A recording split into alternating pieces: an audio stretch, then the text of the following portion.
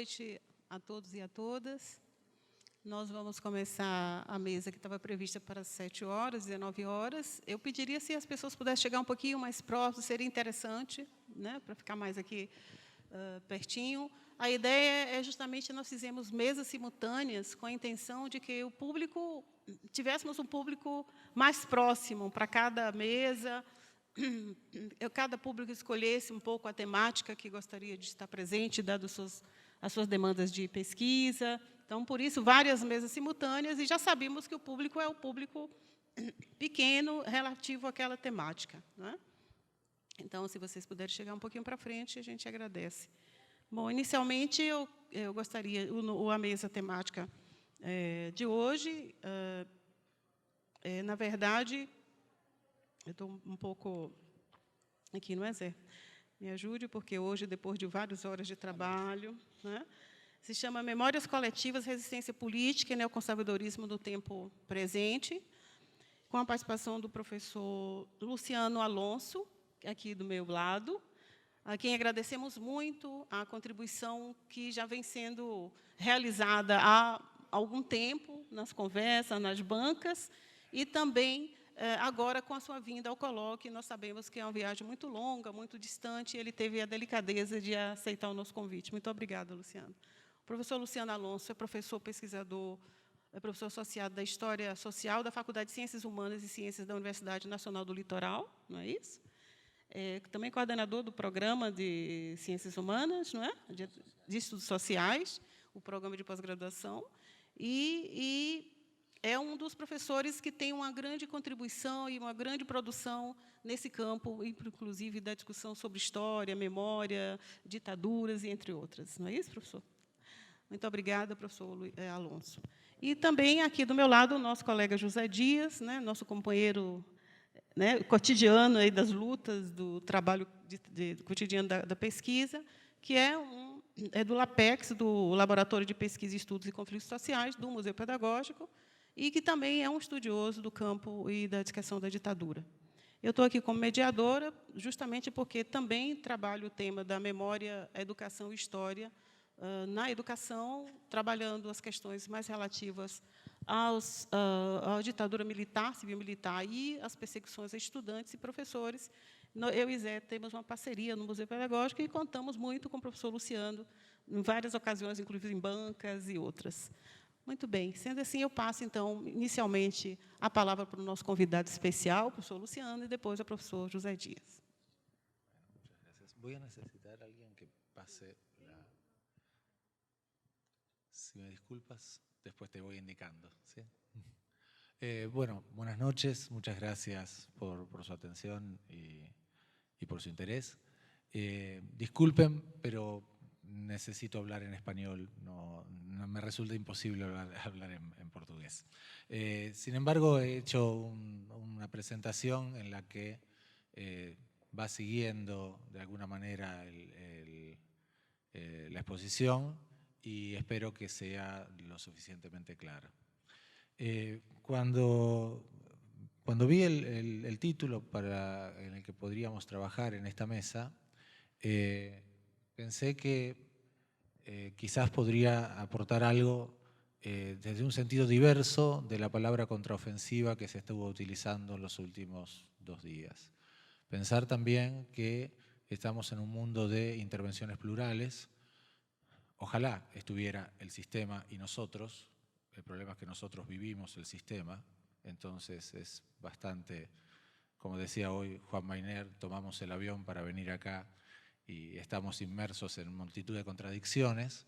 Así que me parecía que era interesante ver una de las tantas contraofensivas que se han presentado en los últimos tiempos y que en Argentina tiene que ver específicamente con el retorno del neoliberalismo más crudo, podríamos decir, con el gobierno de la Alianza Cambiemos y Mauricio Macri desde el año 2015 a la actualidad. En ese sentido, me interesaba ver qué ha pasado en los últimos años con las memorias sociales en Argentina respecto de la represión. Por favor, la próxima. Mi punto de partida es la idea de que en los últimos 40 años en Argentina se han desarrollado dos procesos en paralelo. Por un lado, la instalación de políticas de memoria, de justicia y de reparación respecto de los crímenes de lesa humanidad cometidos durante la dictadura de 1976 a 1983. Y por el otro, un desarrollo neoliberal. A ver, voy a volver un poquito a esto en detalle, pero lo que quisiera plantear es la idea de que Argentina ha sido un país muy exitoso en el desarrollo de políticas de memoria y en el desarrollo incluso de políticas de justicia.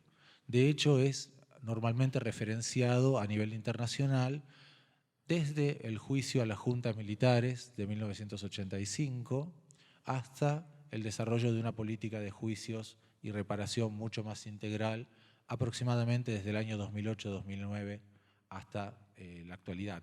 Política que, a pesar de aquello que podemos llamar una contraofensiva neoliberal, sigue su curso. Entonces, es evidente que ha habido un proceso de instalación de políticas públicas relativas a la memoria, la justicia y la reparación respecto de los crímenes de lesa humanidad. Pero también en paralelo se ha producido el desarrollo de un neoliberalismo.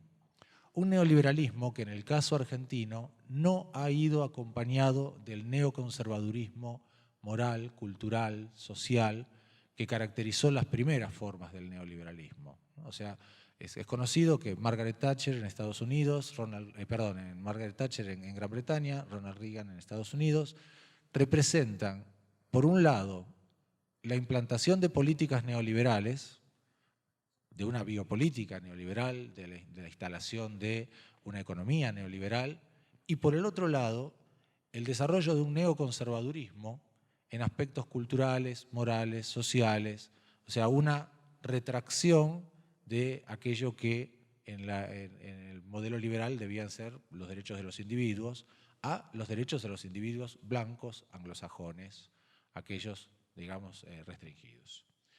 Ese hermanamiento entre neoliberalismo y neoconservadurismo no se dio en Argentina. O sea, en Argentina el neoliberalismo no quedó tan lastrado por el desarrollo del conservadurismo. ¿Qué significaría la idea de instalación de políticas de memoria, de justicia y de reparación?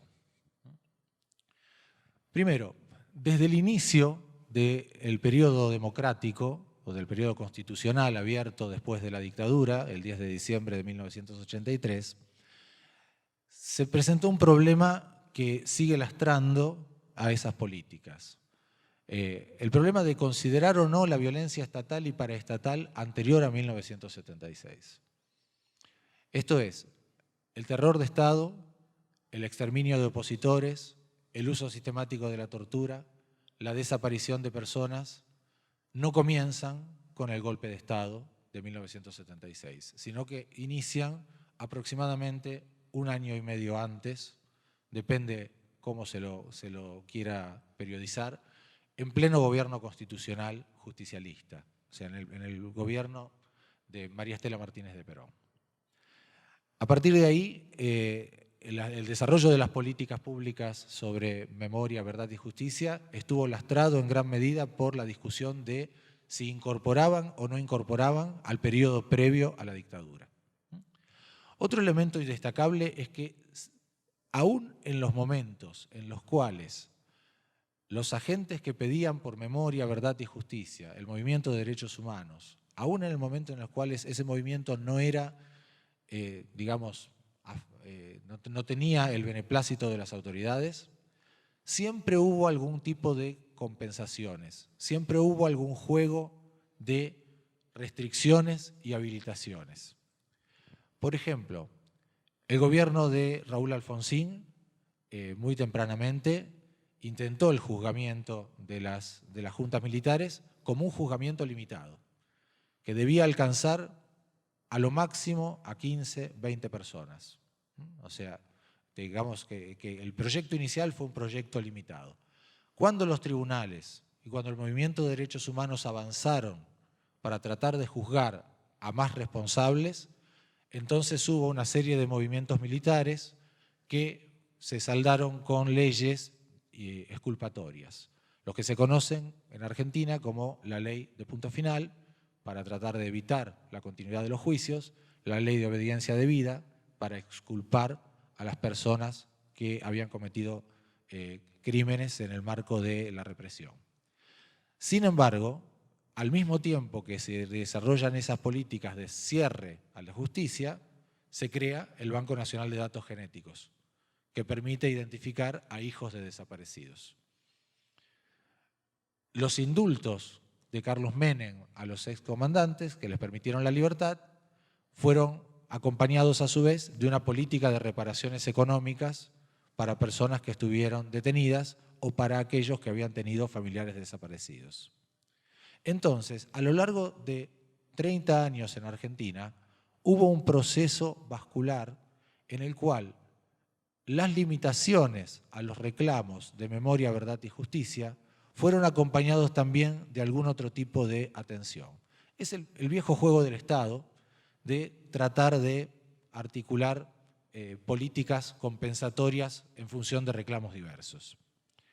A su vez, lo que podemos llamar Estado, como sabemos, es una cosa tremendamente compleja. La palabra Estado muchas veces oculta una cantidad de niveles, de diferencias, de dimensiones, de políticas de distinto índole. En el caso concreto de Argentina, podemos ver cómo el Estado se ve en distintos niveles, en los niveles municipales, provinciales, nacionales, en las escuelas, en las universidades, interpenetrado con agentes y con agencias dedicadas a la acción por los derechos humanos. O sea, dicho de otra manera, a pesar de que las políticas en general del Estado argentino no fueron muy proclives a dar cabida a los reclamos de memoria, verdad y justicia, había una multitud de agencias estatales que sí las permitían. Por ejemplo, las universidades fueron el lugar donde se desarrolló en la década del 90, en la década en la cual no había posibilidades de juzgamiento de represores, se desarrolló en las universidades nacionales toda una política de actos conmemorativos y de luego preparación de aquello que se llamó los juicios por la verdad. Juicios que no tenían por función condenar a nadie en momentos en los cuales los indultos impedían condenarlos, pero que fueron muy importantes para documentar el exterminio, para documentar las violaciones a los derechos humanos y luego, hacia la década del 2000, reactivar los juicios a los represores. Por fin habría que ver que desde 2002-2003 comienza a haber una política sistemática en materia de memoria, verdad, justicia, reparación respecto de los crímenes de lesa humanidad. Eso no comienza con el gobierno de Néstor Kirchner, sino que comienza un poco antes con el... Perdón, volví atrás. Está bien. Una atrás. Ahí. En el último punto. El desarrollo de políticas integrales y coherentes no comienza con Néstor Kirchner, sino que comienza antes, con el gobierno de Eduardo Duhalde y con una serie de intervenciones judiciales. Para el momento de intervención de Kirchner ya hay una tendencia a que los organismos de derechos humanos sean escuchados en el ámbito gubernamental y que sus planteos se transformen en algo así como el sentido común que el Estado Nacional dice sobre la represión y sobre los delitos de la humanidad. Especialmente después del año 2008, en el año 2009 a 2015, es donde se da una política más coherente. Eso tiene que ver también con otras cuestiones. En el año 2008 hay en Argentina un debate muy fuerte por la distribución de la renta agraria, que es lo que pasa con los impuestos a las actividades agropecuarias. Y en esa polarización, el gobierno nacional se afirma sobre las corrientes más populares, más de izquierda, y de alguna manera eso permite encauzar mejor las actividades a favor de digamos, el juzgamiento de los criminales de lesa humanidad. ¿Podrías pasar ahora a la próxima? Ahora, todo ese proceso se dio paralelamente en el marco del desarrollo del neoliberalismo. O sea, el desarrollo de políticas económicas liberales comienza en la última etapa de la dictadura. Un elemento que creo que hay que admitir a esta altura de la investigación es que la dictadura militar argentina no se instala para desarrollar un programa neoliberal, pero en su transcurso lo facilita. Sobre el final de la dictadura ya hay políticas neoliberales. Esas políticas neoliberales van a continuar en la presidencia de Raúl Alfonsín y se van a profundizar en la presidencia de Carlos Saúl Menem. El desarrollo del neoliberalismo va a producir en Argentina crisis agigantadas, una dependencia muy grande del mercado financiero internacional, por lo cual el efecto tequila, el efecto de la, digamos, de la crisis de la deuda rusa, la crisis de la deuda turca, todos van a impactar prontamente en Argentina, y entre 1998 y 2001 se va a producir una crisis económica de grandes proporciones. A partir de ahí, en los gobiernos de Eduardo Duhalde, Néstor Kirchner y Cristina Fernández, hay un intento de tener políticas distintas de las neoliberales. Se suele hablar de post-neoliberalismo. Es digamos, una sumatoria de prefijos, ¿no? No sabemos muy bien cómo definir ese tipo de políticas y entonces decimos son posteriores al neoliberalismo. Pero sin embargo, continuaron un modelo económico extractivista, continúa el predominio del capital financiero y sobre todo continúa la construcción de subjetividades en un marco neoliberal. Esto es algo que de las intervenciones de Juan Mayner de ayer y de hoy quería destacar. Esa idea según la cual la constitución subjetiva se produce en un marco neoliberal. Y eso es lo que posibilita, en última instancia, el triunfo electoral de la Alianza Cambiemos en el año 2015. ¿Qué es Cambiemos? Cambiemos es una organización, una coalición hegemonizada por la derecha neoliberal en la cual los neoconservadores son minoría. Por favor. Entonces, tenemos una situación paradojal en la primera década del siglo XXI. Por un lado, tenemos el progresivo afianzamiento social e institucional de memorias críticas de los crímenes de Estado. Tenemos el desarrollo de una política de Estado nacional cada vez mejor articulada con los estados municipales o con los estados provinciales, en las cuales hay juzgamiento de los responsables, hay políticas educativas de memoria, el desarrollo de una literatura y un cine muy apoyados por el Estado para revisar los crímenes de lesa humanidad. Pero sin embargo, el contexto social y económico está marcado por el desarrollo del neoliberalismo, por las desigualdades sociales, por el triunfo del capital corporativo, que la misma dictadura había ayudado a instalar.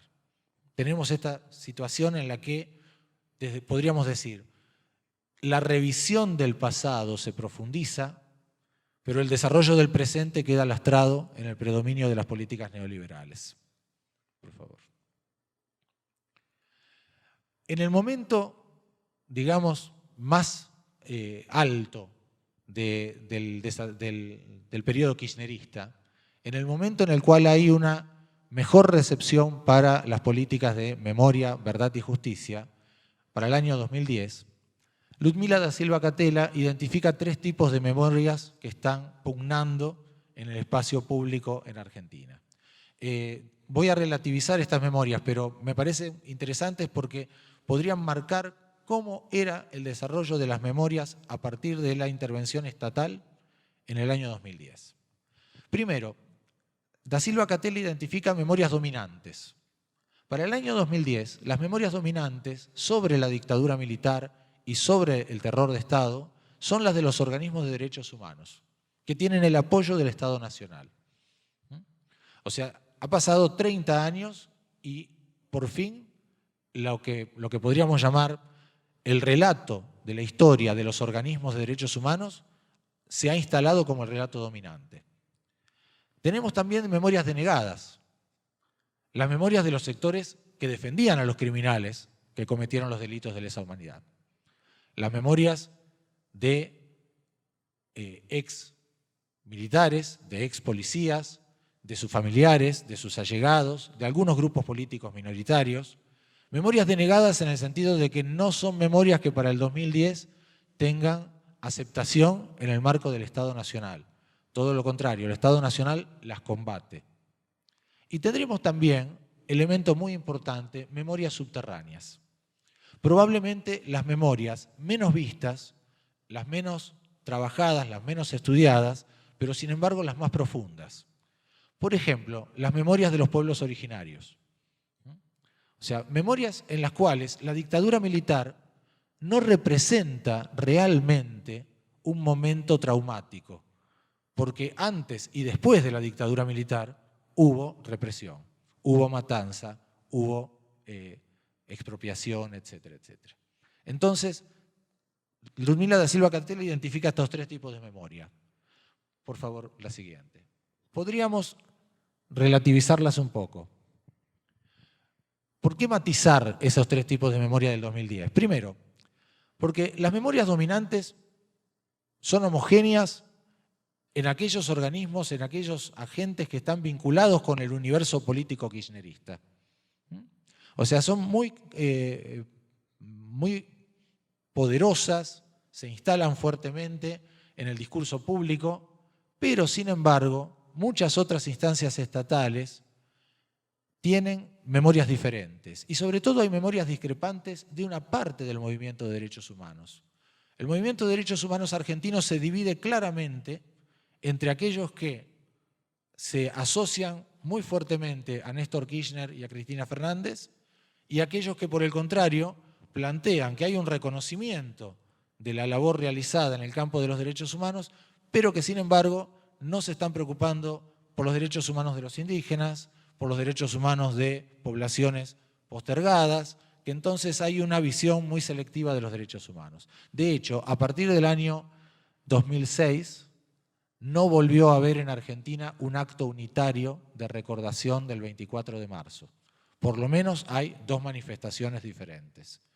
Y en ellas están, en las dos manifestaciones hay organismos de derechos humanos de cada lado enfrentados, sobre todo por su adhesión o no al kirchnerismo. Las memorias denegadas, por otro lado, sí, no tienen la aceptación del Estado Nacional en el año 2010, pero no carecen de lugares de exposición. Las memorias denegadas aparecen sobre todo en los grandes medios de comunicación como la otra campana. Esa idea según la cual hay una campana que sería la de los organismos de derechos humanos, el Estado kirchnerista, y otra campana que sería la de aquellos que han luchado contra la subversión. Es una versión de aquello que en Argentina se llama la teoría de los dos demonios. La idea de un demonio de izquierda y un demonio de derecha y una sociedad que no ha participado o que es ajena a ese tipo de conflictos. Y por fin, las memorias subterráneas nos podrían mostrar algunas cosas más allá de los pueblos originarios, sobre todo las memorias de clases obreras. Para la clase obrera argentina, la dictadura va dejando de ser una referencia fuerte a medida que pasa el tiempo. Y las crisis económicas de 1989 y 2001 empiezan a aparecer cada vez más en los relatos. Esto produce un inconveniente, ¿no? O sea, los organismos de derechos humanos que enfatizan las memorias sobre la dictadura se encuentran con que gran parte de aquellos actores con los que quieren hablar ya no recuerdan a la dictadura y tienen traumas más cercanos, los traumas del hambre, de la carestía, de la desocupación, de los años 89 o 2001. El próximo, por favor. En ese contexto, uno puede identificar lo que yo llamaría una contraofensiva neoliberal. De alguna manera, el neoliberalismo como cultura y como estructura económica no se fue nunca de Argentina. Pero había políticas post-neoliberales, había políticas que trataban de salir del neoliberalismo. Las políticas de lo que podríamos llamar la década kirchnerista.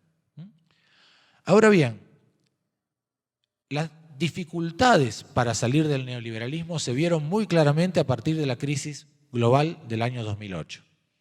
En el año 2009 ya empiezan las políticas de ajuste en Argentina. En el año 2011 ya tenemos estancamiento económico. Tenemos estancamiento económico desde el 2011 hasta la actualidad. Inclusive en los 2 últimos años tenemos regresión económica, no solamente estancamiento. En el año 2015 gana las elecciones la Alianza Cambiemos, una coalición neoliberal basada sobre todo en digamos, en el PRO, un partido neoliberal formado en la ciudad de Buenos Aires, que se alía tanto con sectores conservadores como con sectores progresistas. Es una alianza muy heteróclita, una alianza muy variada. La política argentina, como ustedes saben, no se caracteriza por tener buenas divisiones entre izquierda y derecha. Es una política de alianzas inestables en las cuales las izquierdas y derechas pueden estar dentro del peronismo, dentro del radicalismo o en este caso dentro de la Alianza Cambiemos. Es difícil encontrar izquierda en Cambiemos, no la hay, pero sí actores progresistas. Entonces, esa alianza electoral triunfante en el año 2015 llevó a la presidencia a Mauricio Macri. Y el gobierno de Mauricio Macri se inicia en el 10 de diciembre del 2015 con una combinatoria bastante extraña. Por un lado, económicamente es neoliberalismo salvaje. O sea, una idea de restablecer claramente la preeminencia del mercado, algo que hace el neoliberalismo, que no es volver al viejo liberalismo de dejar hacer, dejar pasar, sino intervenir para posibilitar mayores acumulaciones de capital, endeudar el país en función del desarrollo del capital financiero, algo que en este momento está alcanzando niveles catastróficos. Y ese tipo de neoliberalismo económico va acompañado de una reforma política neoconservadora. Y este es un elemento importante, porque es la primera vez que aparece el neoconservadurismo asociado al neoliberalismo en Argentina. En la época de Menem eso no había ocurrido.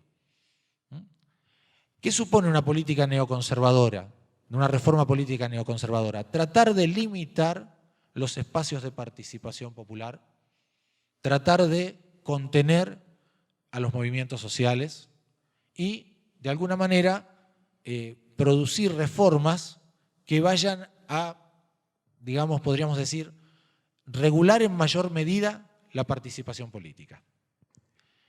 Desde el punto de vista cultural, esta alianza es ambivalente. Por ejemplo, muchos de sus integrantes apoyan el derecho al aborto, otros lo niegan. Hay una política pública de desarrollo cultural bastante abierto, pero sin embargo, interdicción o prohibición de algunos artistas que no resultan gratos. Entonces, desde el punto de vista cultural, Cambiemos ha tenido una suerte de ambivalencia. Por favor, la próxima. ¿Qué pasó con las políticas de memoria y justicia bajo el gobierno nacional de Cambiemos? Por un lado, el gobierno de Cambiemos no eliminó las políticas desarrolladas en la etapa kirchnerista. Los programas nacionales de memoria, justicia y reparación continuaron. Sin embargo, esa continuidad se hizo con muchas tensiones. Concretamente, se le quitó financiamiento a algunos programas, sobre todo a programas educativos. Pero ni siquiera los programas de formación de formadores fueron tocados. Entonces, la Alianza Cambiemos se manejó de alguna manera con cierta cautela. Erosionar las políticas de memoria, verdad y justicia, pero no prohibirlas ni cambiarlas. Eso fue de alguna manera lo que empezó a aparecer en el año 2015. Mientras tanto, continuaban los juicios, continuó la noción de castigo penal. Pero sin embargo, había una relativización pública de los crímenes de lesa humanidad. Se empezó a plantear públicamente que no había tantos desaparecidos, que la violencia no había sido tan fuerte, de alguna manera que la represión había sido más débil que lo que los juicios podían mostrar.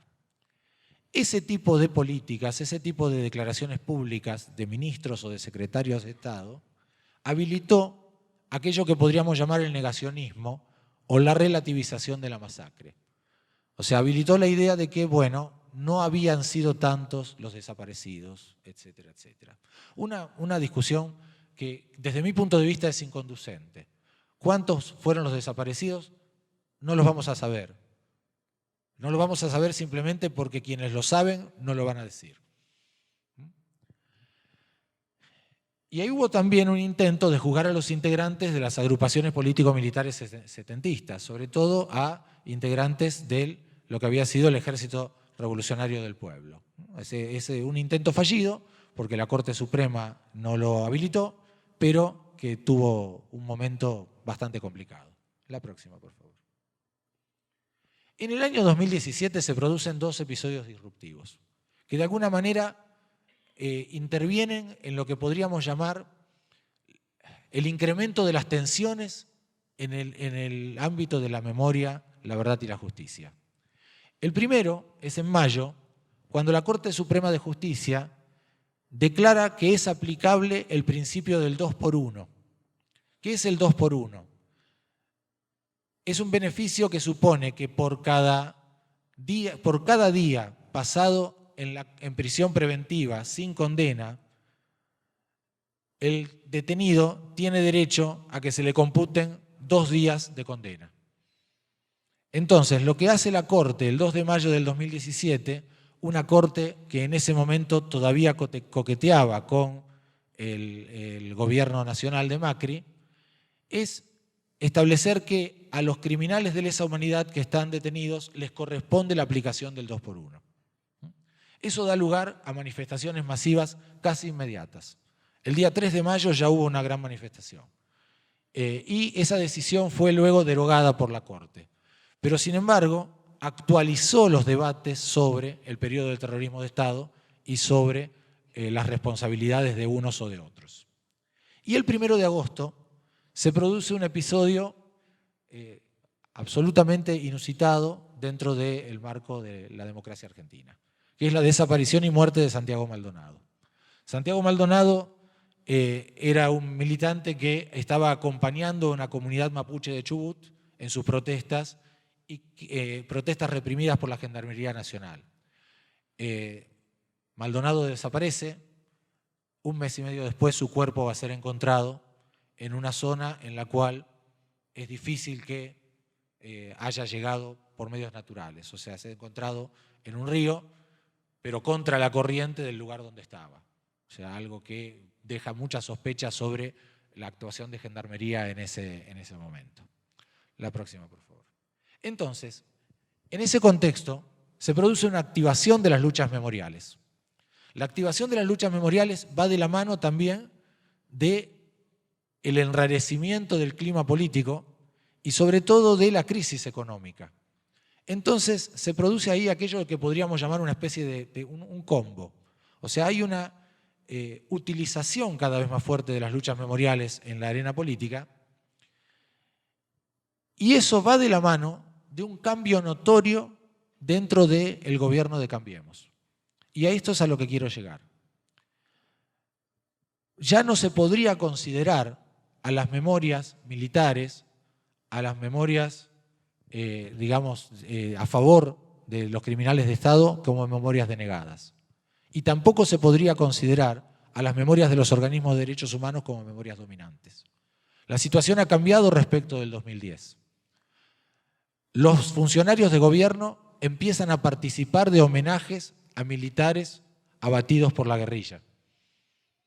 En tanto que empieza a producirse una crítica cada vez más grande de la Secretaría de Derechos Humanos del Gobierno Nacional hacia los organismos de derechos humanos. Se produce entonces una escisión y podríamos decir que no está claro el posicionamiento de las distintas memorias. Se ha roto el equilibrio y sobre todo se ha roto aquello que podríamos llamar el consenso sobre la crítica o la condena de la dictadura militar de 1976-1983. Ese consenso público, siempre denegado por algunos, ya no existe. Pero a su vez, se produce también una agudización de la crisis económica y social. En un momento álgido de la crisis, el 11 de agosto de este año, se producen las elecciones primarias en Argentina. Las elecciones primarias dejan un escenario en el cual una amplia coalición hegemonizada por el peronismo, con Alberto Fernández y Cristina Fernández, sería prácticamente la casi segura ganadora de las elecciones que se van a realizar el 27 de octubre. Perdón, debo decir que lo espero, ¿ya? O sea, a pesar de que no congenie con esos planteos, me parece que dentro de la actual situación es la única manera de que Cambiemos salga del gobierno. Ahora bien, a partir del 11 de agosto se produce una derechización de los discursos, tanto de Mauricio Macri con Cambiemos, como de Alberto Fernández en la oposición. Claramente, ninguno de los dos quiere tener errores de acá al 27 de octubre. Y se produce entonces una derechización muy fuerte de los discursos. Aquello, incluso la crítica de Fernández a Macri, que sigue siendo una crítica pública, está matizada por una multitud de entrevistas con empresarios, con medios de comunicación, etcétera, y de alguna manera con una reintegración del peronismo en la normalidad de la dominación neoliberal. Y ahí llegamos a la situación actual. La situación actual, quizás con esto conteste algunas de las charlas de pasillo que hemos tenido. Por ahí cuando uno está en el pasillo le preguntan, ¿y qué tal la Argentina? Y qué sé yo. O sea, la verdad que por un lado tenemos que la derecha neoliberal está virando al neoconservadurismo. Claramente en sus últimos actos de campaña, Mauricio Macri, por ejemplo, se ha pronunciado en contra de la extensión del derecho de aborto, cosa que hasta ahora no se había hecho. Hay un giro claro hacia la derecha, pero ese giro a la derecha del gobierno de Macri va acompañado por la falta de gravitación de los organismos de derechos humanos en el entorno de Alberto Fernández. Para el principal candidato opositor, los organismos de derechos humanos ya no son interlocutores importantes. Y empiezan a eclosionar otras memorias subterráneas, parecidas a aquellas que de alguna manera exculpaban el pasado. Esas memorias subterráneas son quizás las memorias de las clases medias. Las memorias de multitud de personas que no se sintieron interpeladas por la masacre, que no se sintieron interpeladas por la represión y que en este momento han construido su subjetividad en la inmediatez, en el consumo, en aquello que podríamos decir es la aguja que mueve el barómetro de las elecciones en Argentina. Así como Cambiemos llega al poder en Argentina en 2015 en el marco de una crisis económica que no puede manejar el kirchnerismo, hoy el peronismo vuelve probablemente al poder en 2019 de la mano de una crisis económica que no puede manejar el macrismo. En el medio la clase media bascula en su votación entre uno y otro punto, simplemente viendo quién es el que puede garantizar un dólar barato y un consumo de bienes, de bienes duraderos. ¿A qué quisiera llegar con esto? A la idea de que aquello que se considera uno de los logros más importantes de la democracia argentina, esto es, el establecimiento de políticas públicas de memoria, verdad y justicia fuertes, hoy está en crisis. No está en crisis porque no se haya castigado a los represores. No está en crisis porque el sistema económico porque el sistema educativo no tome esas banderas, no tome esos relatos. Está en crisis porque la gran mayoría de la población no siente ningún involucramiento con ello. Y los discursos públicos son cada vez más ajenos al problema de cuál ha sido la relación entre ese momento de violencia agigantada y las perspectivas neoliberales que hoy predominan en Argentina. Eso es todo.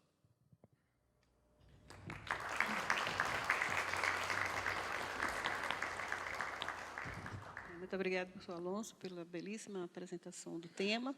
E eu passo, então, a palavra para o professor Dias, e depois, então, passaremos ao debate.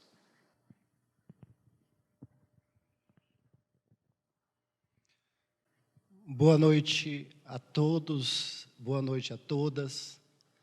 É realmente uma grande satisfação para mim participar dessa mesa temática nesta noite com o professor Luciano Alonso, dividir essa discussão também com a professora Lívia.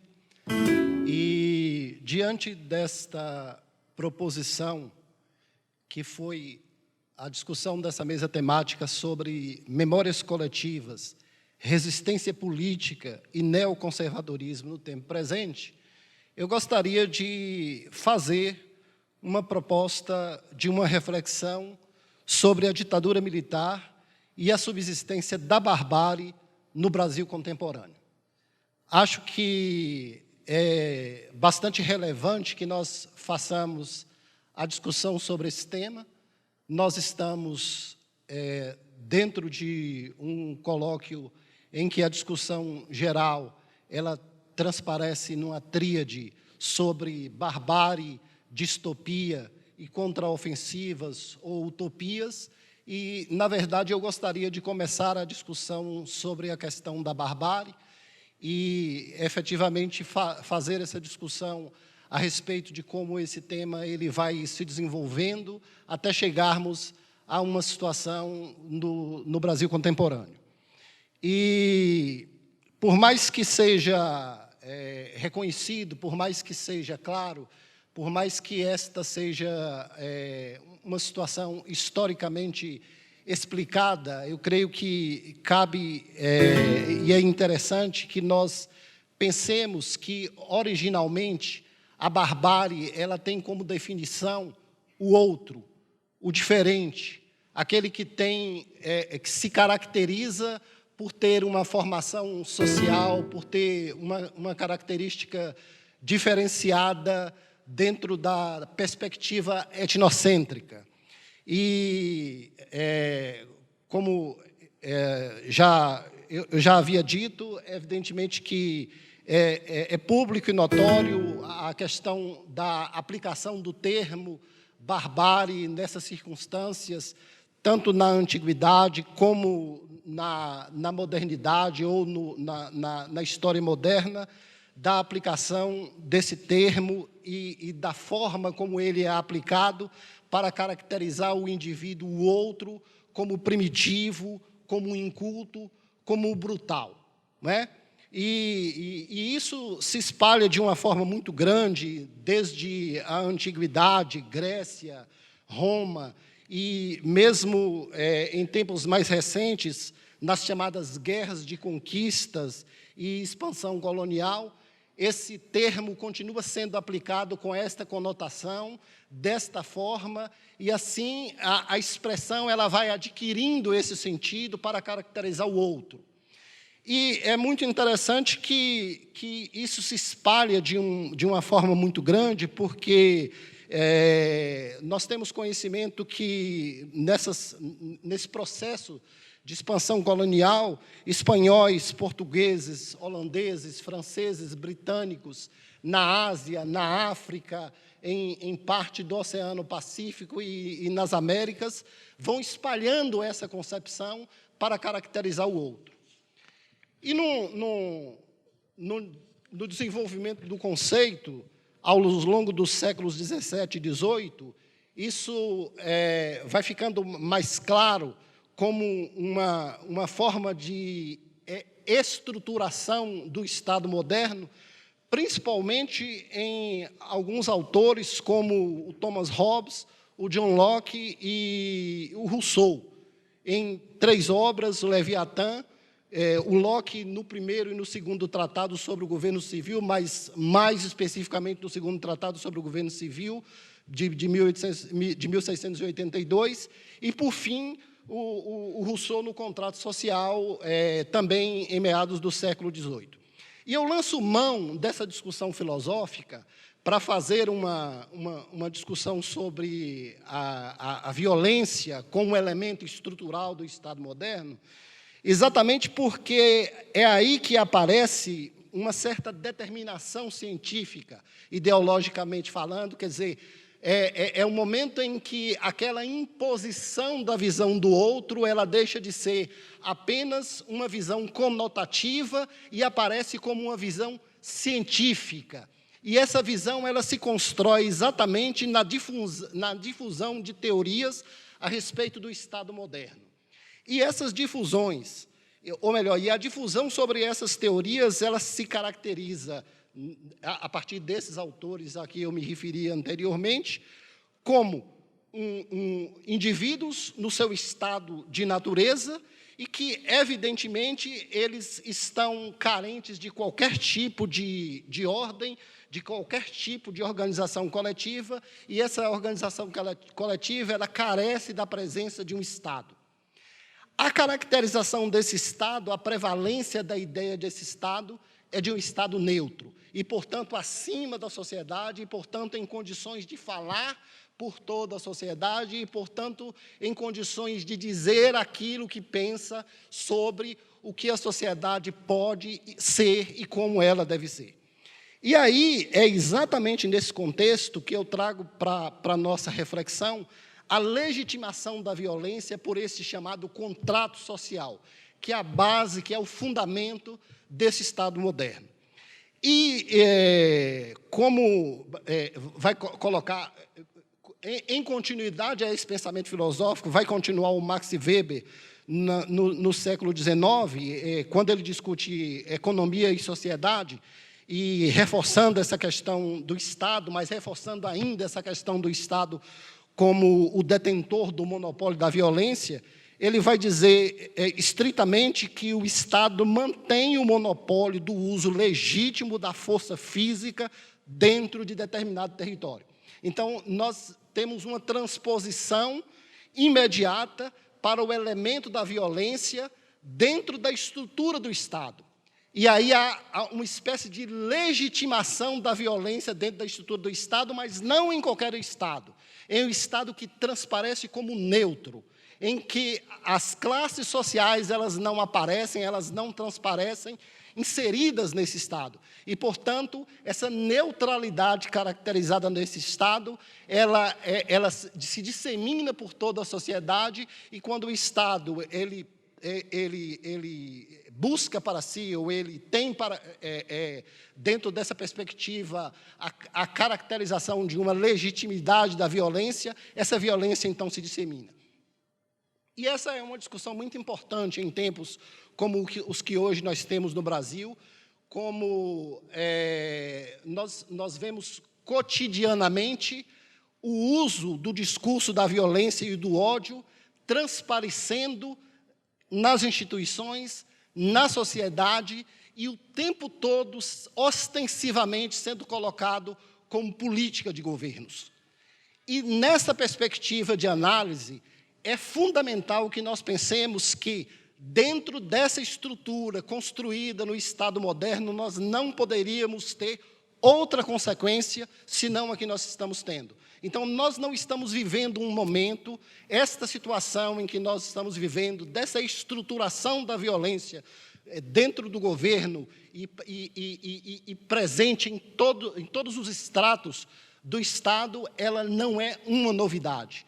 E eu acho que, partindo dessa discussão inicial, desde a antiguidade, passando por essa discussão filosófica nesse período do século XVII até o século XVIII e século XIX, nós podemos, de algum modo, chegar à conclusão de que nós estamos falando de uma genealogia da barbárie que, desde há muito tempo, está instalada na sociedade e que ela apenas transparece agora, ela apenas se cristaliza agora, mas ela está presente há muito tempo na sociedade moderna.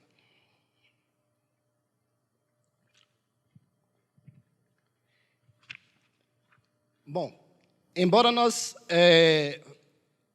tenhamos feito uma discussão do ponto de vista filosófico da possibilidade da existência de um Estado neutro, mas eu gostaria de lembrar, apenas de passagem, que ainda no século XIX, Engels vai fazer a discussão sobre a origem da família, da propriedade privada e do Estado, e ao fazer essa excelente discussão, esta obra-prima irá desconstruir completamente a ideia de um Estado neutro, não é? A partir da organização do pensamento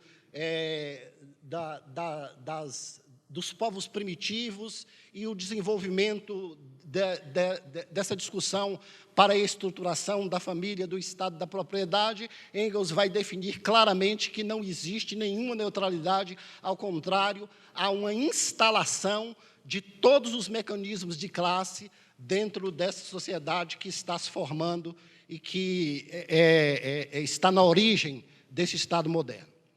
Eu gostaria de dar um salto para poder fazer uma discussão sobre a violência contemporânea, tendo como fundamento a barbárie do ponto de vista etnocêntrico e caracterizando, inclusive, a forma como isso adquire, como esta violência, e ao referir a violência, eu estou trazendo essa violência como sinônimo de barbárie, mas aplicando isso a uma realidade empírica e aplicando isso dentro de um contexto que é o contexto da ditadura militar no Brasil. Primeiro que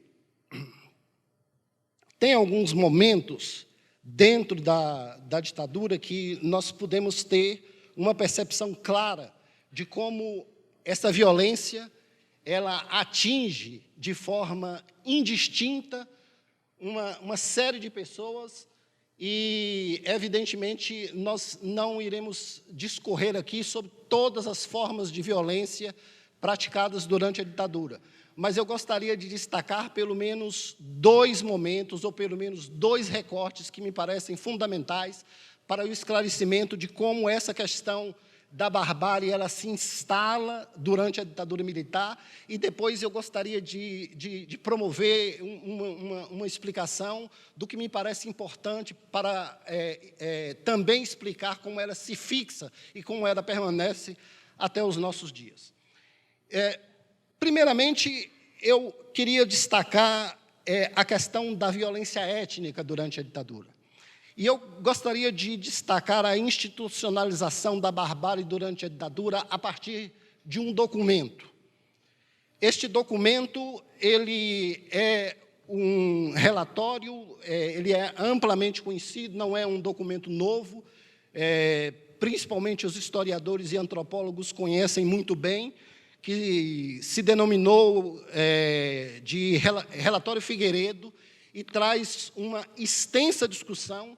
É um relatório de 7.000 páginas, contendo uma narrativa sobre abusos, assassinatos e usurpação de terras camponesas e indígenas.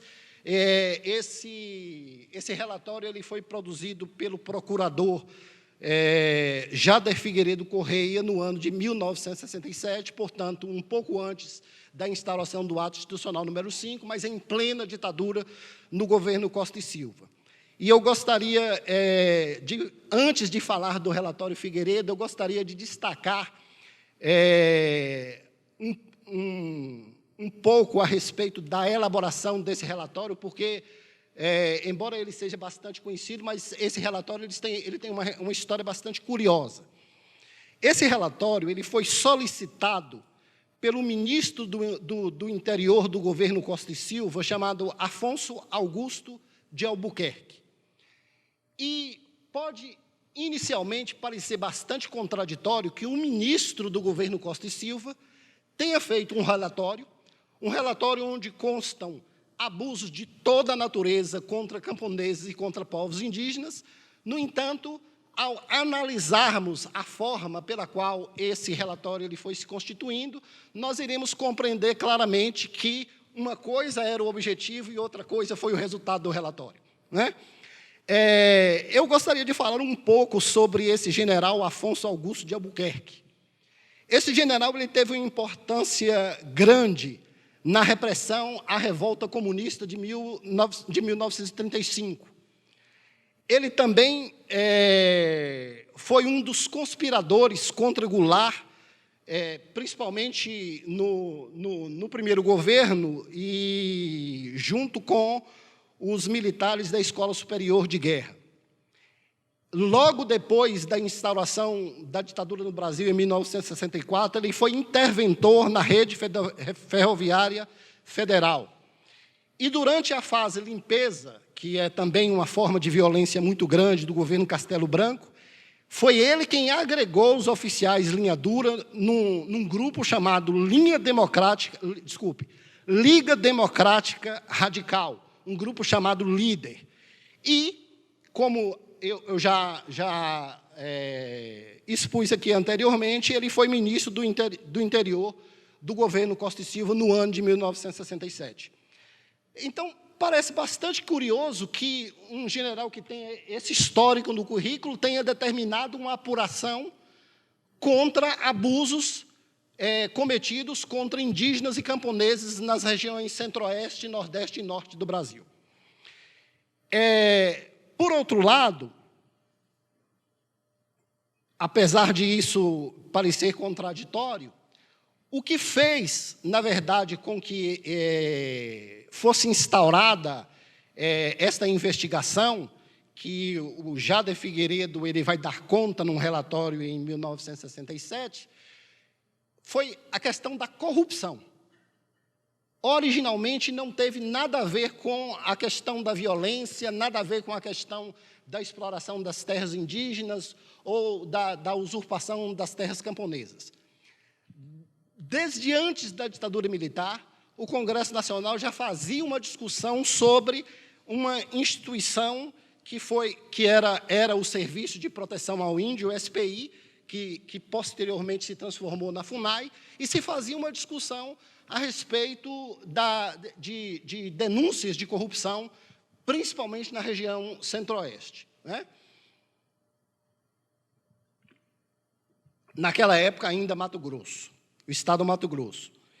E aí, isso impulsiona obrigatoriamente o governo, por força de uma imposição parlamentar, a que o ministro do Interior, com esse currículo que eu acabo de expor para vocês, ele tenha proposto ao procurador Jader Figueiredo que fizesse essa investigação.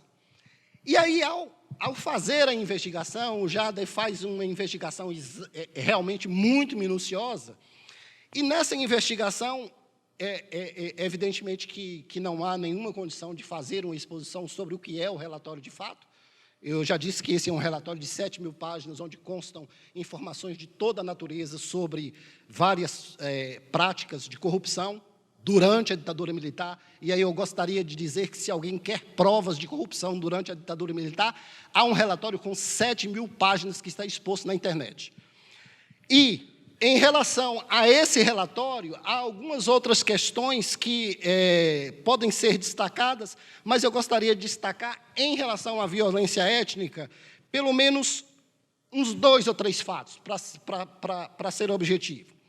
O primeiro deles é que, nesse relatório, consta que um dado funcionário público, denominado Flávio de Abreu, pertencente ao Serviço de Proteção ao Índio, no Mato Grosso, antes da divisão Mato Grosso e Mato Grosso do Sul, vendeu uma menina indígena Bororó, chamada Rosa, com 11 anos de idade, enquanto a mesma estava na escola, a um homem conhecido como Seabra, em troca da construção de um forno para sua fazenda. Esta é uma das formas de violência descritas no relatório, e tantas outras iguais a esta estão descritas. E aí eu estou me referindo a um documento oficial produzido pela ditadura militar durante o governo Costa e Silva e promovido por um general que estava a serviço do governo Castelo Branco. Bom, há outras narrativas nesse relatório, como castigos no tronco. E se trata, embora a escravização de indígenas tenha sido uma constante durante a ditadura militar, mas esse tronco a qual o relatório se refere, embora tenha uma analogia com a questão da escravização mais recente e a escravização na antiguidade, mas não é exatamente aquela representação do tronco como nós conhecemos em relação a essa escravização. Se trata, na verdade, de uma outra forma de tortura e de castigo. E essa forma de tortura e de castigo, ela se caracteriza da seguinte forma: eram colocadas 2 estacas enterradas, em ângulo agudo, com roldanas nas extremidades, e os pés dos indivíduos indígenas eram colocados dentro e elas eram forçadas em sentido contrário até que estilhaçasse os ossos que pertenciam ao tornozelo, impedindo, por exemplo, que indivíduos de comunidades que usavam os pés para as suas atividades de trabalho, para o seu deslocamento, isso se tratava de uma forma especialmente cruel de tortura, se é possível que eu faça essa redundância. Estima-se que, durante o período da ditadura militar, e mais especificamente no período relativo ao relatório, 800 mil hectares de propriedade no Mato Grosso do Sul, e agora eu estou me referindo a essa porção mais recente do Estado, que teve sua divisão entre 1977 e 1979, tenham sido usurpados dos indígenas. Portanto, a documentação dá conta de que apenas numa parte do Mato Grosso, pelo menos 800 mil hectares de terra tenham sido usurpados dessas comunidades tradicionais durante a ditadura. É importante salientar também que, diante dessas descrições das torturas, esse relatório ele tem por trás de si também uma história curiosa no que diz respeito ao seu final, às suas consequências. Esse relatório ele foi alvo de um incêndio criminoso em 1967. Portanto, esse relatório ele nunca chegou a ser publicado pelo governo. Ele foi explicitado, foi dado ciência ao governo Costa e Silva da existência do relatório. O relatório provocou uma reação da imprensa internacional como um todo, mas esse relatório ele nunca foi apresentado oficialmente na sua íntegra como documento. E, imediatamente, se tentou um incêndio criminoso no Ministério da Agricultura, tendo como objetivo a destruição desse relatório. Na verdade, o incêndio não destruiu o relatório, porque o relatório já havia sido tirado do Ministério da Agricultura e estava na FUNAI, que foi o órgão que, posteriormente, substituiu a SPI, que foi extinta em função das denúncias do relatório do Jader. E agora, bom, eu poderia falar de outras coisas a respeito desse relatório, mas eu só gostaria de dizer como é que esse relatório ele chega ao conhecimento público na atualidade. Ele foi descoberto, em 2012, no Museu Nacional do Índio, pelo pesquisador Marcelo Zeli, que é do Grupo Tortura Nunca Mais. Ele estava fazendo uma pesquisa sobre outras coisas e, eventualmente, ele encontrou esse relatório e aí tornou público e deu ciência da existência desse relatório, que hoje é muito utilizado, né? Além dessa questão do relatório e da disponibilização de informações sobre essa questão da violência e dessa forma de barbárie, né, caracterizada durante a ditadura, nós temos inúmeros outros documentos que dão conta da destruição de comunidades indígenas promovidas com o uso de metralhadoras e de dinamites atiradas de aviões sobre as comunidades indígenas do norte. Isso está bastante documentado em vários dos documentos referentes à guerrilha do Araguaia. Bom, como eu não poderia deixar de falar, a substituição do SPI pela FUNAI também não vai resolver o problema, tendo em vista que a extinção do órgão e a criação da FUNAI, ela vai propiciar que, durante a ditadura, se crie duas prisões especificamente para grupos indígenas. Nessas duas prisões, sob a supervisão da FUNAI, os indígenas considerados infratores, durante o período da existência dessas duas instituições, aproximadamente 100 indígenas foram presos. E vejam que eu estou falando de prisões diferentes daquelas que nós caracterizamos como prisões de indivíduos políticos durante a ditadura militar. Esses indivíduos presos, eles pertenciam a aproximadamente 10 etnias de diferentes 11 estados e de 5 diferentes regiões do Brasil. A primeira prisão, especificamente feita com o objetivo de aprisionar indígenas durante a ditadura, ela se localizava em Resplendor, em Minas Gerais, no interior de Minas Gerais, e funcionou entre 1969 e 1972, com as formas mais bárbaras que vocês possam imaginar de tratamento a esses indivíduos que eram aprisionados durante a ditadura. E o mais importante é que pouco se fala e pouco se divulga sobre a prisão e sobre essas formas de prática e tortura contra esses grupos étnicos.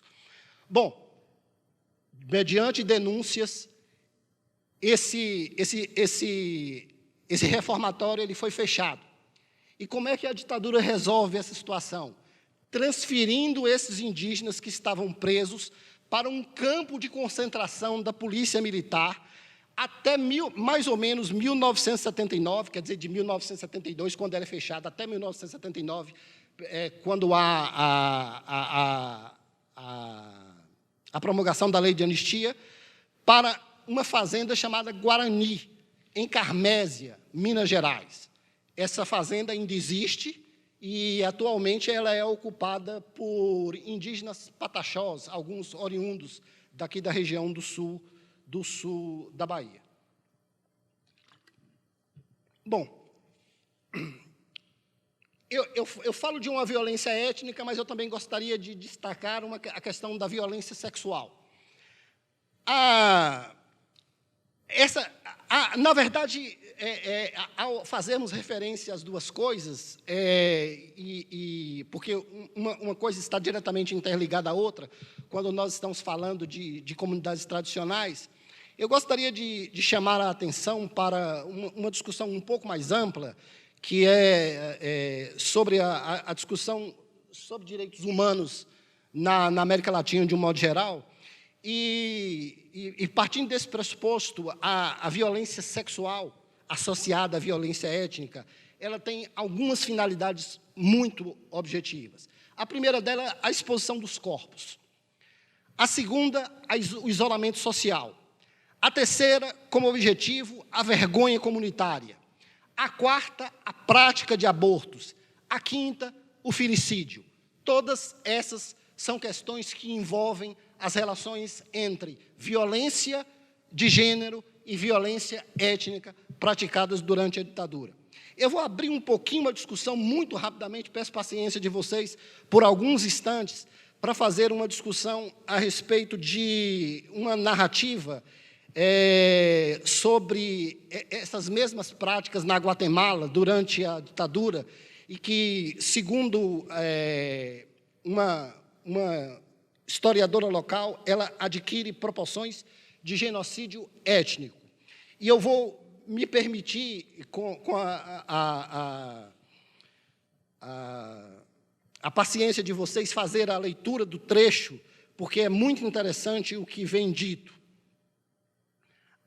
Abre aspas, as violações sexuais individuais e seletivas foram uma prática comum nos contextos de prisão e tortura, e eram geralmente seguidas pelo desaparecimento ou morte da vítima.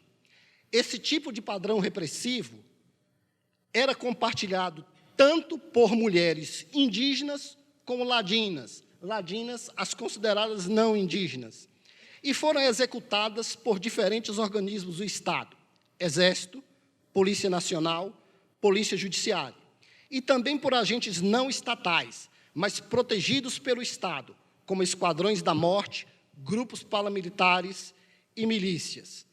Esta é uma publicação da Universidade Nacional de Quilmes, em 2012, pela Ana Gonzalez.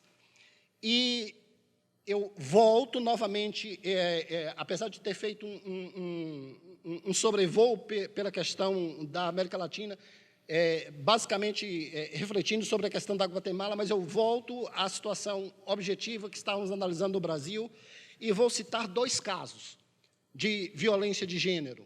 E vou explicar depois por que faço as citações e a escolha desses 2 casos. O primeiro é bastante conhecido, é o caso da Inês Etienne Romeu, que sobreviveu à Casa da Morte em Petrópolis. Ela fez parte de várias organizações guerrilheiras, como a Vanguarda Popular Revolucionária, a VPR, a Vanguarda Amália Revolucionária Palmares, a VAR Palmares, a Política Operária, Polop, e participou do sequestro do embaixador suíço, também junto com essas organizações. Ela, como é bastante notório, ela foi presa e ficou durante muito tempo detida na Casa da Morte em Petrópolis. Hoje, em projeto, a organização de um centro de memória, né, para que permaneça muito claro que aquele lugar, o que aquele lugar representa. Quer dizer, de fato, a exposição da barbárie naquela casa.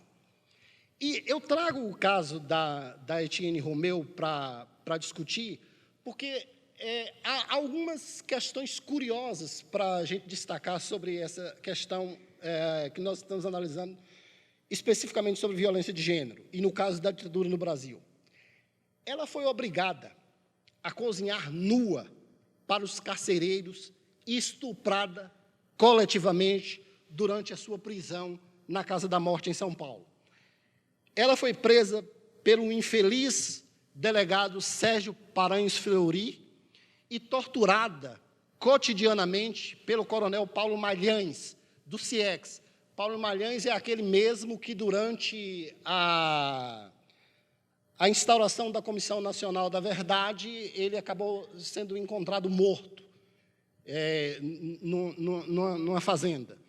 Ele foi responsável por muitas torturas e por várias iniciativas do governo ditatorial de ações de perseguição a presos políticos, de tortura e morte. Bom, no caso específico de Etienne Romeu, ela fugiu uma vez e, durante o período da sua prisão, ela tentou 3 vezes suicídio. Ela tentou 3 vezes o suicídio. E uma das questões, eu vou me abreviar, e uma das questões importantes é que, durante essa estadia dela, foram 96 dias continuamente de tortura. Uma dessas tentativas de suicídio, ela tentou se jogar embaixo de um veículo, né, para poder fugir, literalmente fugir da tortura, mas uma dessas tentativas, ela foi uma simulação, na verdade, dos militares que eram responsáveis pela Casa da Morte em Petrópolis, porque já havia sido extraído dela toda a capacidade de informação, e como não tinha mais nenhuma possibilidade de extrair informação dela, ela foi considerada descartável. E foi proposta a ela que ela fosse delatora dos grupos dos quais ela havia participado. E então, como uma maneira de fugir, ela aceitou. Evidentemente que ela nunca delatou ninguém, mas ela aceitou. E ela combinou um encontro fictício com um companheiro de organização, e, durante esse encontro, ela novamente se lançou debaixo de um veículo e, durante a confusão, ela conseguiu escapar. Ela acabou sendo presa novamente, mas depois, mediante um acordo, ela acabou sendo liberada. Um caso interessante, eu sei que o tempo está adiantado, mas eu queria destacar 2 coisas interessantes sobre Etienne, para que nós podamos perceber exatamente a caracterização dessa barbárie. A primeira delas, ela se casou com um outro militante, algemada, no fórum. Ela foi levada num camburão do DOPS e, posteriormente, após a libertação, eles ficaram juntos e eles nunca conseguiram consumar o casamento, eles nunca conseguiram viver como marido e mulher, porque a questão da tortura atingiu tão violentamente a sua questão íntima, que ela não conseguia mais ter relações sexuais, né? Uma outra coisa importante, bom, eu vou falar um pouco sobre isso, isso está no relatório da Comissão para Esclarecimento Histórico da Guatemala, num dos documentos que eu acabei de ler. Eu vou ler esse pedacinho.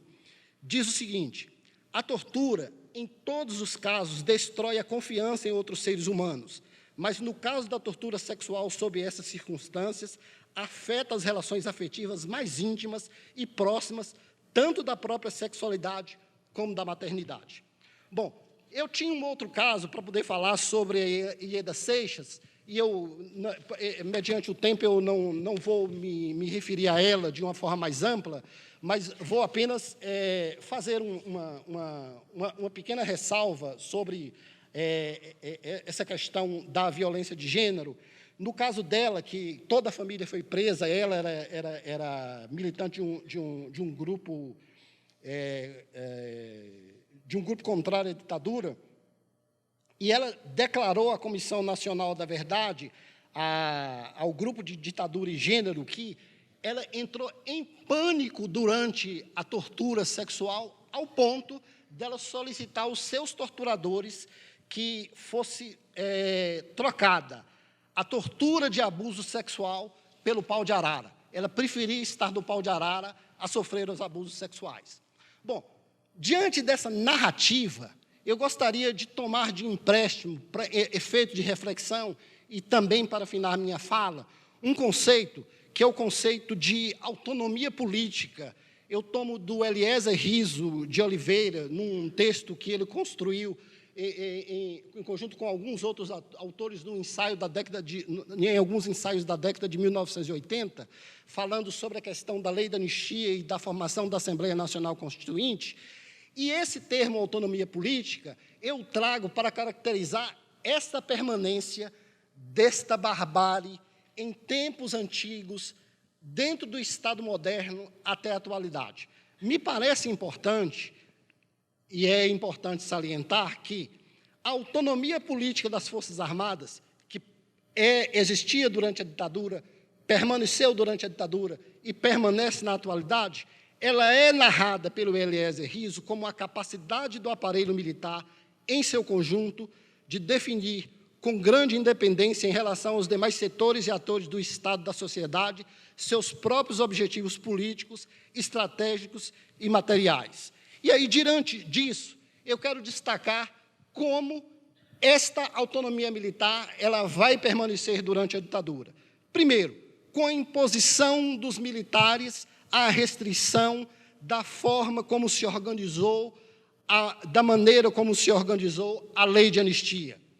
A violação clara da legislação internacional de direitos humanos, uma vez que o Brasil é signatário da Declaração de Direitos Humanos, e aí, evidentemente, nós vamos poder, no debate, fazer uma discussão sobre de que se trata esses direitos humanos, mas, em se tratando de governo e Estado brasileiro, nós estamos falando de um governo e de um Estado que assumiram, desde o início, concomitante à sua criação, a Declaração Universal dos Direitos Humanos. E, evidentemente, que a Corte Interamericana de Direitos Humanos já julgou e culpou o Brasil, responsabilizou o Brasil 2 vezes. A primeira vez pela detenção arbitrária, tortura e desaparecimento de 70 presos na guerrilha do Araguaia, e a segunda vez por não investigar, não julgar e não punir os responsáveis pelo assassinato do jornalista Vladimir Herzog. Essa chamada tutela cordial que ocorre com esta autonomia militar durante a ditadura militar, ela também tem efeito na Comissão Provisória de Estudos Constitucionais, na chamada Comissão Afonso Arinos. Só para lembrar, o texto constitucional ele foi inicialmente solicitado a essa comissão para que ele fosse feito, depois esse texto foi rejeitado, ele foi vetado pelos militares e por elementos também da burguesia que estavam ligados aos militares. Esse texto tinha alguns avanços, nós podemos depois discutir no debate de que se trata esses avanços, e foi instaurada, então, uma Assembleia Constituinte, e essa Assembleia Constituinte foi que, partindo de alguns pontos desse relatório, construiu a Carta Constitucional que nós temos hoje, que foi promulgada. Vários vetos militares, vários foram os vetos militares à Constituição que hoje nós temos. como, por exemplo, a proibição de domínio restrito do Estado às informações de natureza política dos indivíduos, a manutenção do Serviço Nacional de Informações, inclusive depois da ditadura militar, sob o comando de um general da ativa. E várias dessas condições, elas permaneceram durante muito tempo, e algumas dessas instituições permanecem hoje, nesta concepção de autonomia militar. Eu quero fazer uma conclusão dessa discussão sobre a autonomia política dos militares, porque, para mim, ela tem um caminho claro, é a preservação da burguesia no Brasil. E essa tem sido realmente a função da autonomia militar em todos esses tempos. Isso está bastante claro na concepção colocada pelo Eliezer Riso durante a ditadura, e, evidentemente, ele escreveu esse texto na década de 1980, mas eu diria que ele é bastante atual. Os entulhos autoritários têm relação direta com a autonomia política dos militares, que é preservada ainda hoje pela burguesia no Brasil. Eu agradeço a vocês, inclusive pela paciência, pela delonga do tempo da exposição.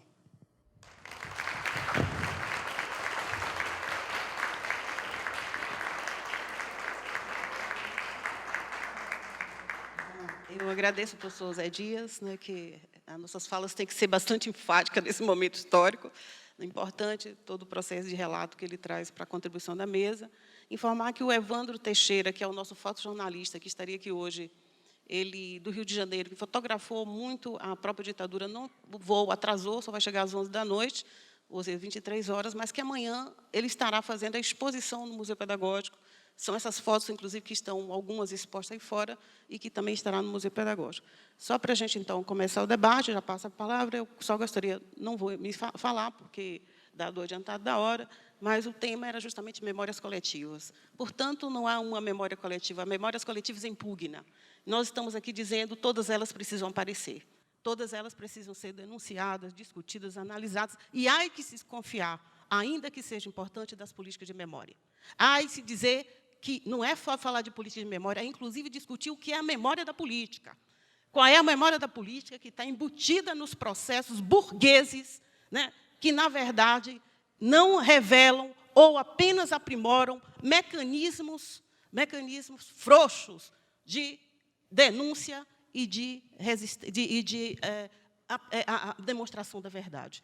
Né? Então, é o nosso compromisso, não dá para a gente falar sobre algumas coisas, e dizer muito mais. Uma memória, para ela se tornar de verdade, como diz o próprio Raul Bax, a partir, inclusive, de uma visão até durkheimiana, mas diz, bem, uma memória coletiva, para ela se tornar importante, se tornar impugna, é preciso ganhar o ciclo de preocupações coletivas. E nós ainda estamos muito aquém de entender o que é uma ditadura, as denúncias, e fazer com que ela ganhe as nossas preocupações coletivas, no Brasil, sobretudo, em todas as instâncias. Para não me delongar muito, eu teria uma conversa rápida, mas, então, eu vou passar para o debate, vocês podem se inscrever para conversar com a mesa. Tá bom? Alguém se inscreve? Vinícius, tem mais alguém? A gente podia fazer um bloco de 3. Carlos Nássaro, mais alguém? Então, começamos com vocês dois. Por favor, o microfone aqui. Eu vou lá até lá.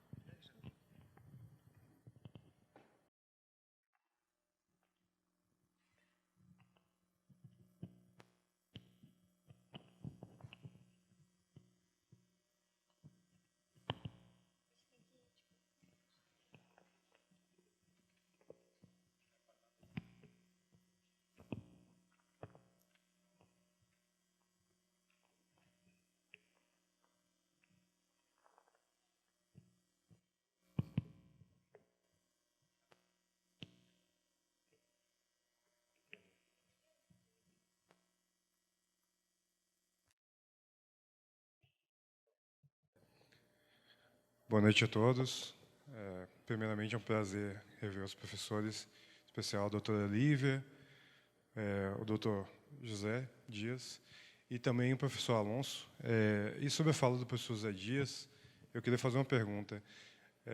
Tendo em vista a fala sobre as mazelas que sofreram as minorias durante o período ditatorial e que são pouco tratadas na nossa sociedade, o que o doutor pensa desse atual momento que nós enfrentamos no qual populações indígenas são ofendidas em seus territórios, são violadas, onde o atual presidente disse ainda em campanha que nenhum centímetro a mais de terra seria atribuído a essas populações, e isso foi amplamente comemorado. A população quilombola brasileira, ela foi ofendida sendo comparada a gado, com peso medido em arroba e chamada de ineficaz. E há questões como ofensas às mulheres e também às populações LGBTs, ou qualquer outra que não se identifique com o homem branco, o rico, que, entre aspas, representa o nosso país no cenário político nacional. Essa falta do debate e da memória, da discussão da memória, ela até que ponto reflete nisso tudo voltar a acontecer como um discurso oficial e ninguém se importar e essas questões serem invisibilizadas ainda? Boa noite a todos e todas. Saudar a mesa e falar da importância, né, desse tema para o momento histórico que estamos vivendo. A minha reflexão vai muito na fala do professor Alonso, que falou dessa relação na Argentina, né, da questão das políticas de direitos humanos, das políticas de memória e a questão da ofensiva neoliberal. Né, assim, esse processo que ocorreu na Argentina, né, mas a gente pode lembrar, por exemplo, de como essa ofensiva neoliberal se deu efetivamente no contexto de ditadura brutal no Chile, né, ou seja, os Chicago Boys, né, os discípulos de Milton Friedman, eles avançam nesse processo a partir da década de 70, exatamente no Chile, num contexto brutal de ditadura, de, né, violação dos direitos humanos e tudo mais. Mas e é importante a denúncia de que, efetivamente, há um descolamento dessas políticas de direitos humanos que, efetivamente, tratam dessa coisa da violação, da violência contra o preso político e tudo mais, mas que não articula a ditadura brutal à implementação das políticas neoliberais, né, de ataque aos trabalhadores, né, de ataque, né, os direitos trabalhistas, no caso, né, os direitos de compensação social, de previdência, né, ou seja, foi essa ditadura que detona com a previdência no Chile, por exemplo, né. E como também no processo de transição na África do Sul é um processo muito semelhante, né, o processo de transição, né, do governo do apartheid para o governo do CNA se dá numa denúncia dos direitos humanos, mas numa ascensão brutal do neoliberalismo.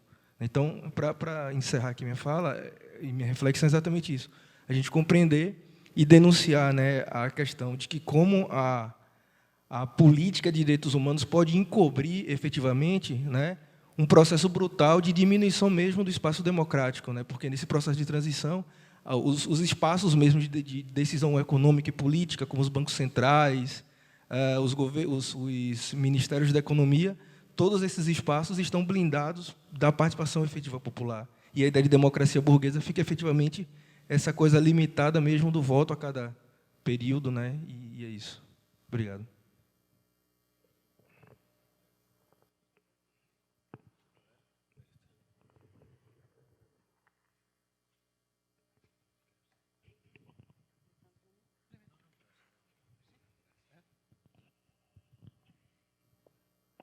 Bom, eu achei que iríamos seguir a ordem da apresentação, mas o professor Alonso acha melhor que eu faça a discussão primeiro, então eu vou responder ao Vinícius da seguinte forma.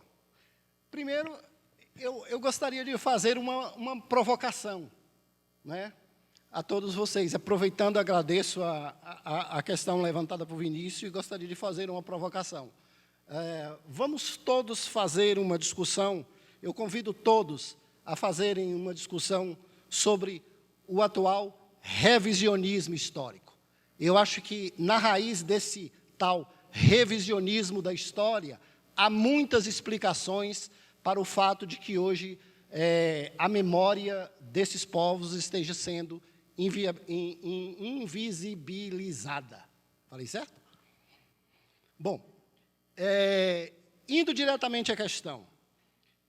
Primeiro que acredito eu, sua pergunta diz respeito à questão dos povos, das comunidades tradicionais, mas também diz respeito às questões de gênero e a outras questões políticas de um modo geral.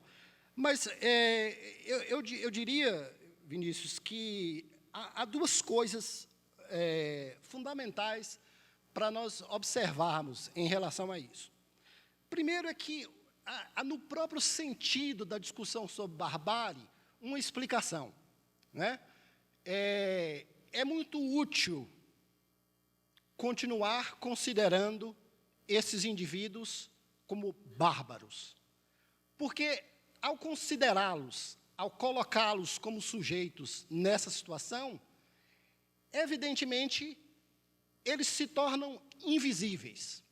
E essa invisibilidade é muito importante para a continuidade desse projeto, dessa proposta.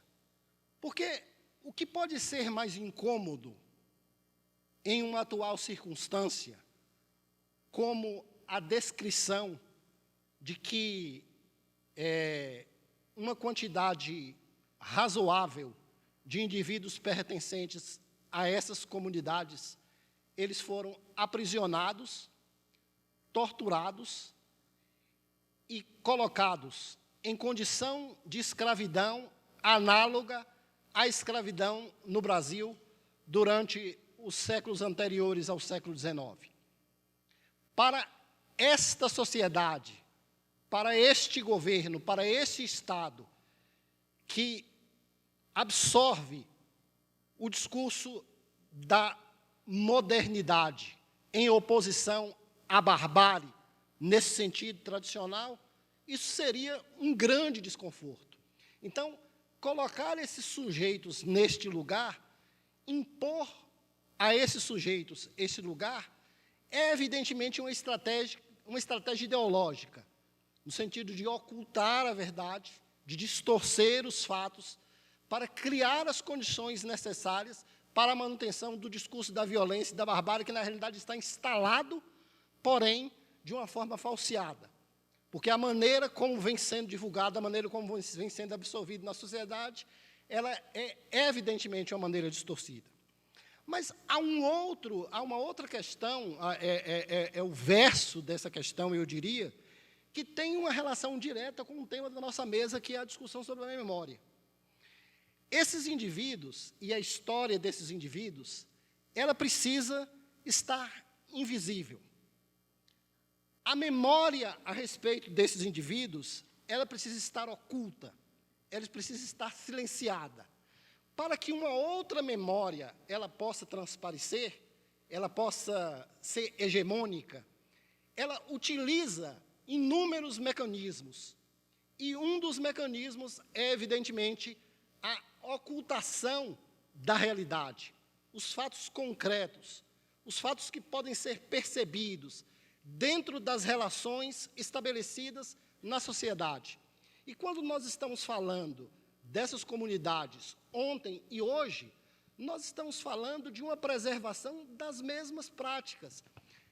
Eu me referi à questão da ocupação de terras indígenas no Mato Grosso, no período da ditadura militar, mas nós não precisamos ir muito longe. Se nós observarmos a região norte do Brasil, está instalada a ocupação de grandes faixas dessas terras.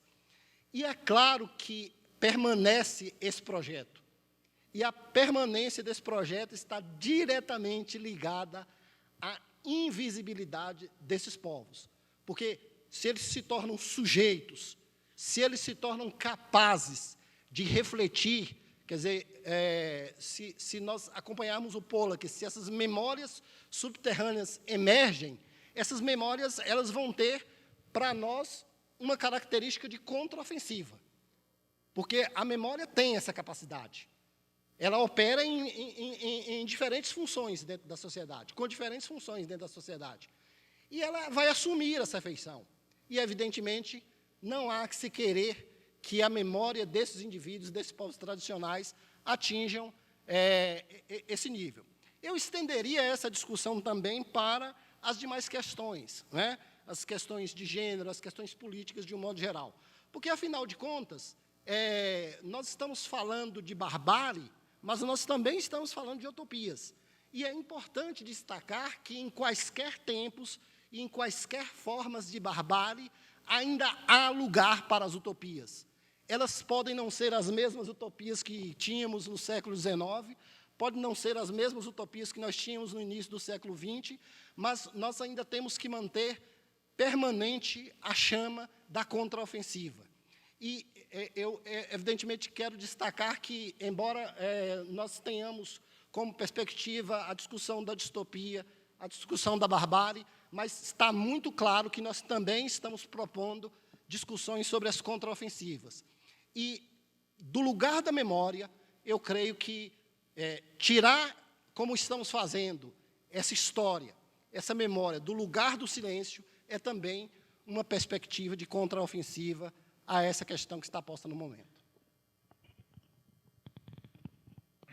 Bueno, yo quisiera partir para un comentario inevitablemente limitado, de un problema. El problema de que los derechos humanos son algo así como un gran dilema de la modernidad. O sea, por un lado, los derechos humanos son una construcción colectiva, plural, forjada en las luchas, digamos, algo que vale la pena defender. Pero por el otro lado, sabemos que los derechos humanos son instrumentalizados, son sesgados. A ver, la primera declaración de los derechos del hombre y del ciudadano de 1791 termina, artículo 20, siendo la propiedad derecho inviolable y sagrado, etcétera, etcétera. Es la única vez que se usa en todo el documento la palabra sagrado es para hablar de la propiedad. Entonces, sabemos que los derechos humanos también pueden ser instrumentalizados por los poderosos. En ese sentido, las políticas de derechos humanos en el mundo global son muy variadas y para mí responden a muchas lógicas. Responden en algunos lugares, caso argentino muy evidentemente, a movimientos que han trabajado por ello y que han conseguido imponer ciertas cuestiones. Pero también dependen de la lógica del poder. En ese sentido, yo no quiero desmerecer los logros en materia de políticas de derechos humanos realizados en los últimos 20 años en Argentina. Pero también son muy serias sus limitaciones. Y el hecho de que el progresismo respecto de determinados aspectos encubre la reacción o el mantenimiento de privilegios en el otro. Por ejemplo, hemos hablado del problema del vínculo entre políticas de derechos humanos, esa coexistencia extraña entre políticas de derechos humanos y desarrollo del neoliberalismo. Es que, por ejemplo, es políticamente más fácil para un partido como el Partido Justicialista o para el peronismo en general hablar del pasado y arreglar, digamos, conseguir la cárcel para responsables de violaciones a los derechos humanos en el pasado, que plantearse el problema de la megaminería o plantearse el problema del capital financiero hoy, y de cómo se solventa el Estado, y de cómo se sostiene, y de cómo se reproduce. Las limitaciones de las políticas de memoria del kirchnerismo son las limitaciones del Estado. El Estado capitalista tiene estas limitaciones, no puede ir más allá de esas. O sea, yo sé que esto suena muy duro quizás, pero bueno. Y después hay otra cuestión. Yo creo que tendríamos que jugar, al mirar estos problemas, entre el concepto de Estado, el concepto de régimen político y el concepto de gobierno. Cambian los gobiernos, pero la estructura del Estado permanece. Y eso es un elemento también limitante de este tipo de políticas. Después hay otra cuestión que quizás yo no toqué y que puede llegar a ser interesante para esto, que es que las limitaciones en los discursos sobre los derechos humanos en Argentina también vienen de los posicionamientos políticos y de la negación de ciertas tradiciones. A ver, concretamente, para el kirchnerismo, en los últimos 15 años, los abatidos por la represión son los integrantes de aquello que se suele llamar la izquierda peronista, que de paso, a sí mismo no se llaman izquierda, ¿sabes? O sea, eso es algo que uno los identifica como la izquierda del peronismo. Y la izquierda marxista queda bastante olvidada. Entonces hay una selección también de las víctimas, de los caídos, de los vencidos, como queramos llamarlo. A mí me parece que digamos, los derechos humanos han sido usados a nivel global como justificación de políticas de intervención. Y eso es un elemento que los ha hecho funcionales a la extensión del neoliberalismo. Y eso es terrible. Pero bueno, hay que pelear por otro sentido de los derechos humanos, hay que pelear por una memoria de las luchas que nos ubique en otros lugares. Todos sabemos que, digamos, los Estados Unidos han tenido intervenciones internacionales justificadas en el paraguas de los derechos humanos. El tema es cómo nosotros podemos significarlos, resignificarlos y plantearles un sentido distinto. Desde esa perspectiva, me interesaban alguna cuestión dentro del planteo de José, respecto cuando José habla de las violencias de Estado y empieza a discriminar violencias. Y creo que, bueno, una de las cuestiones que tenemos que hacer es precisamente identificar violencias, identificar las formas de violencias a las que estamos sometidos y las formas de violencias que estamos dispuestos a ejercer. Porque esa es otra cuestión.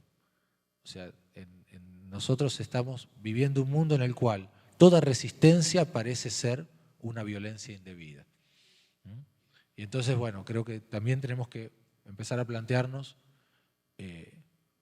por supuesto, las formas de la resistencia han cambiado, las formas de buscar el cambio transformador han cambiado, pero tenemos que plantearnos muy seriamente, digamos, qué cosas entran en la lógica de nuestras luchas. Y me parece que las luchas por los derechos humanos necesariamente suponen forzar el espacio público, discutir determinadas cosas, e inclusive cuando hace falta salir a la calle y defenderlos.